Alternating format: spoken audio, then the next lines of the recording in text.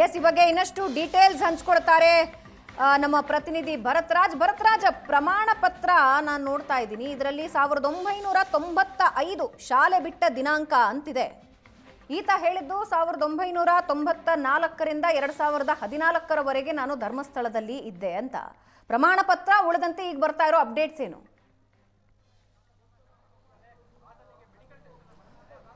ಭಾವನಾ, ಹೌದು, ನಮಗೂ ಕೂಡ ಅಚ್ಚರಿಯಾಗುವಂಥ ಬೆಳವಣಿಗೆ ಆತನ ಪ್ರಮಾಣ ಪತ್ರದಲ್ಲಿ ಆತನ ಹುಟ್ಟಿದ ದಿನಾಂಕವನ್ನು ಕೂಡ ನೀವು ಗಮನಿಸಬಹುದು. 1980 ಅಂತ ಇದೆ. ಅಂದರೆ 80ರಿಂದ 95 ಅಂದರೆ 15 ವರ್ಷ ಆಗುತ್ತೆ. 15 ವರ್ಷಕ್ಕೆ ಆತ ಸ್ವಚ್ಛತಾ ಕಾರ್ಮಿಕನಾಗಿ ಇಲ್ಲಿಗೆ ಕೆಲಸಕ್ಕೆ ಬಂದನ. ನಮಗೆ ಆರಂಭದಲ್ಲಿ ಆತ ನ್ಯಾಯಾಲಯಕ್ಕೆ ಹಾಜರಾಗುವ ಸಂದರ್ಭದಲ್ಲೂ ಕೂಡ ಇಂಥದ್ದೇ ಗೊಂದಲಗಳಿತ್ತು. ಅಂದರೆ ಬಹಳ ಫಿಟ್ ಆಗಿದ್ದ, ಬಹಳ ಒಂದು ರೀತಿಯಾದಂಥ ಯೌವನಾವಸ್ಥೆಯಲ್ಲಿದ್ದ ರೀತಿಯಲ್ಲಿ ಕಾಣ್ತಾ ಇದ್ದ. ಆತನ ಗಟ್ಟಿಮುಟ್ಟಾದ ದೇಹ ಮತ್ತು ಬಹಳ ವರ್ಷಗಳ ಹಿಂದೆ ಈ ರೀತಿಯಾದಂಥ ಕೃತ್ಯಗಳಲ್ಲಿ ಆತ ಭಾಗಿಯಾಗಿದ್ದ ಅನ್ನುವಂಥದ್ದರ ರೀತಿ ಯಾವುದು ಕೂಡ ಬೇಸಿಕಲಿ ಕಾಣ್ತಾ ಇರಲಿಲ್ಲ. ಹಾಗಾಗಿ ಇದೆಲ್ಲವನ್ನ ಕೂಡ ಗಮನಿಸಿದಾಗ ಎಲ್ಲೋ ಒಂದು ಕಡೆ ಒಂದು ರೀತಿಯಾದಂಥ ಗೊಂದಲಗಳಿತ್ತು.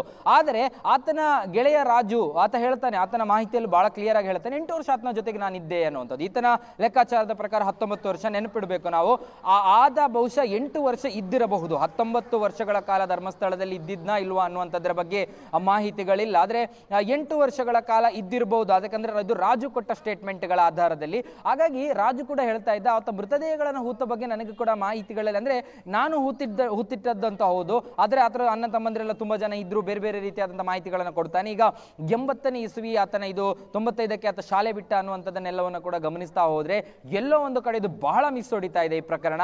ಯಾಕಂದ್ರೆ ಇದಕ್ಕೆ ತನಿಖಾಧಿಕಾರಿಗಳಷ್ಟೇ ಉತ್ತರ ಕೊಡ್ಲಿಕ್ಕೆ ಸಾಧ್ಯ. ನಾವು ಪ್ರಿಲಿಮಿನರಿಯಾಗಿ ಅಲ್ಲಿ ನಡೆದಿರುವಂತಹ ಘಟನೆಗಳ ಪೂರ್ವಾಪರಗಳನ್ನ ಚರ್ಚೆ ಮಾಡಿದ್ರು, ಅದರ ಬೇರೆ ಬೇರೆ ಬೇಸಿಕ್ ಲೆವೆಲ್ಗಳ ಬಗ್ಗೆ ಚಿಂತನೆ ಮಾಡಿದ್ರು ಕೂಡ ಈಗ ಆತ ಕೊಟ್ಟಿರುವಂತಹ ಹೇಳಿಕೆಗಳು, ಆತ ಕೊಟ್ಟಿರುವಂತಹ ಸಾಕ್ಷ್ಯದ ಸಂಬಂಧಪಟ್ಟಂತ ಮಾಹಿತಿಗಳೇನಿದೆ ಅದಕ್ಕೆ ಬಹಳ ತದ್ವಿರುದ್ಧವಾದಂತಹ ಸಾಕ್ಷ್ಯಗಳು ಪೊಲೀಸರಿಗೆ SIT ಟೀಮ್ಗೆ ಸಿಕ್ಕಿದೆ. ಯಾಕಂದ್ರೆ ಆತ ಕೊಟ್ಟ ಹೇಳಿಕೆ, ನಾನು ಆರಂಭದಲ್ಲೇ ಹೇಳ್ತಾ ಇದ್ದೆ, ಒಂದು ಪ್ರಕರಣ ಠಾಣೆಯ ಮೆಟ್ಟಿಲು ಹತ್ತುವವರೆಗೆ, ಅದಕ್ಕೆ SIT ರಚನೆ ಆಗುವವರೆಗೆ, ಆತ ಹೇಳಿಕೆ ಕೊಡುವವರೆಗೆ, ಆತ ನ್ಯಾಯಾಲಯಕ್ಕೆ ದಾಖಲೆಗಳನ್ನು ಕೊಡುವವರೆಗೆ ಕೂಡ ಅದರಲ್ಲಿ ಒಂದಷ್ಟು ಗಂಭೀರತೆಗಳಿರುತ್ತೆ. ಆದರೆ ಪೊಲೀಸರು SIT ಅಂತ ತನಿಖಾ ತಂಡಗಳು ತನಿಖೆ ಆರಂಭಿಸಿದ ಮೇಲೆ ಅದರ ಗಂಭೀರತೆಗಳು ಬೇರೆ ಆಯಾಮಗಳನ್ನು ಪಡ್ಕೊಳ್ಳುತ್ತೆ. ಯಾಕೆ ಅಂದ್ರೆ ಒಂದು ಪ್ರಕರಣ 19 ವರ್ಷಗಳ ಕಾಲ ಒಂದು ಘಟನೆ ನಡೆದಿದ್ದ ಅಂದಾಗ ಯಾರೋ ಒಬ್ಬ ನೋಡಿರ್ಲಿಕ್ಕಂತೂ ಖಂಡಿತ ಸಾಧ್ಯ ಇಲ್ಲ. ನೋಡಿ, ಆರಂಭದಲ್ಲಿ ಆತ ಹೇಳ್ತಾ ಇದ್ದ, ನಾನೊಬ್ಬನೇ ಮೃತದೇಹಗಳನ್ನು ಹೂತಿಟ್ಟಿದ್ದು ಅನ್ನುವಂಥದ್ದು. ಆ ಬಳಿಕ ಅಲ್ಲಿ ಒಂದಷ್ಟು ಬದಲಾವಣೆ ಆಯ್ತು, ಇಲ್ಲೊಂದಷ್ಟು ಡೆವಲಪ್ಮೆಂಟ್ಗಳಾಗ್ತಾ ಇರುತ್ತೆ. ಆ ಡೆವಲಪ್ಮೆಂಟ್ಗಳನ್ನು ಕೂಡ ನಾನು ನಿಮಗೆ ತೋರಿಸ್ತೀನಿ. ಈಗ ಪೊಲೀಸರ ತಂಡದ ಜೊತೆಗೆ, ಅಂದ್ರೆ SITಯ ಒಂದು ಟೀಮ್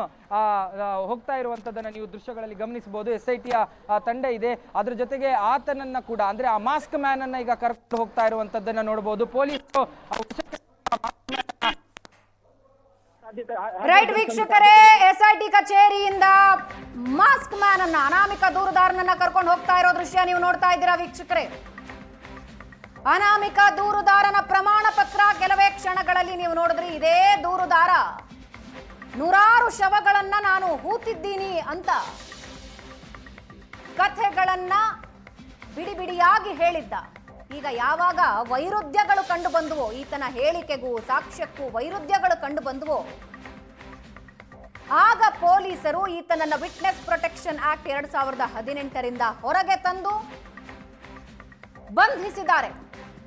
ಈತನ ಹೆಸರು ನೀವು ನೋಡ್ತಾ ಇದ್ದೀರಾ, ವ್ಯಾಸಂಗ ಪ್ರಮಾಣ ಪತ್ರ ಇದು. CN ಚಿನ್ನಯ್ಯ. ಈತ ಶಾಲೆ ಬಿಟ್ಟಿದ್ದು 1995 ಅಂತ ಅದರಲ್ಲಿ ನಮೂದಿಸಿದ್ದಾರೆ. ಅಂದ್ರೆ 15 ವರ್ಷ.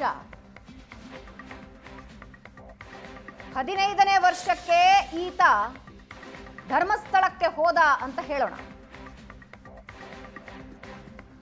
15 ವರ್ಷ ಅಥವಾ 20 ವರ್ಷದ ಯುವಕ ಒಂದು ಇಡೀ ಹೆಣವನ್ನ ತೆಗೆದುಕೊಂಡು ಪ್ರತಿ ಬಾರಿನೂ ಹೋಗಿ ಹೂಳ್ತಾ ಇದ್ದ ಅನ್ನೋದು ಈತ ಹೇಳ್ತಾ ಇರೋದು. ಈತನ ಹೆಸರು CN ಚಿನ್ನಯ್ಯ. ಈತ ಮಂಡ್ಯದವ. ಏಷ್ಯಾನೆಟ್ ಸುವರ್ಣ ನ್ಯೂಸ್ನ ತಂಡ ಈತನ ಮಂಡ್ಯದ ಗ್ರಾಮಕ್ಕೂ ಭೇಟಿ ಕೊಟ್ಟಿತ್ತು, ಅಲ್ಲಿನ ಜನರನ್ನೂ ಮಾತಾಡಿಸಿತ್ತು. SIT ಕಚೇರಿಯಿಂದ ಕೆಲವೇ ಕ್ಷಣಗಳ ಮುಂದೆ ಚಿನ್ನಯ್ಯನನ್ನ ಕರ್ಕೊಂಡು ಹೋಗಿದ್ದಾರೆ. ಮೆಡಿಕಲ್ ಟೆಸ್ಟ್ ಮುಗಿಸಿ ಕೋರ್ಟ್ಗೆ ಹಾಜರುಪಡಿಸ್ತಾರೆ.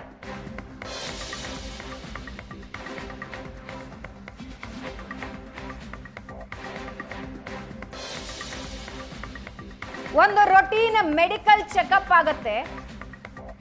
ಅದಾದ ಮೇಲೆ ನ್ಯಾಯಾಲಯದ ಮುಂದೆ ಹಾಜರುಪಡಿಸಿ ಈತನನ್ನ ವಶಕ್ಕೆ ಪಡೆಯೋ ಸಾಧ್ಯತೆ ಇದೆ. ಈತನ ಹೆಸರು CN ಚಿನ್ನಯ್ಯ. ಚೆನ್ನ ಅಂತ ಕರೀತಾರೆ.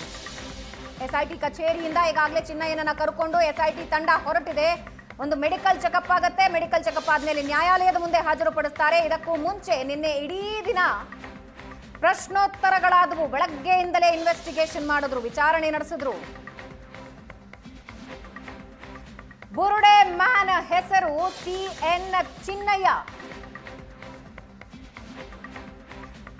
ಈತನನ್ನ ಈಗ ಬೆಳ್ತಂಗಡಿ ಕೋರ್ಟ್ನತ್ತ ಕರ್ಕೊಂಡು ಹೋಗ್ತಾ ಇದ್ದಾರೆ.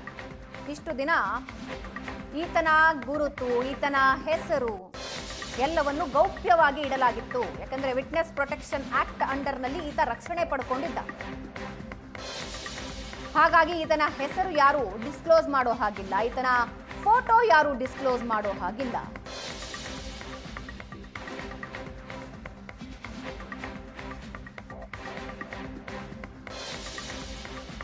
ಒಂದು ರೊಟೀನ್ ಚೆಕಪ್ಗೆ ಅಂತ ಈಗ ಕರ್ಕೊಂಡು ಹೋಗಿದ್ದಾರೆ.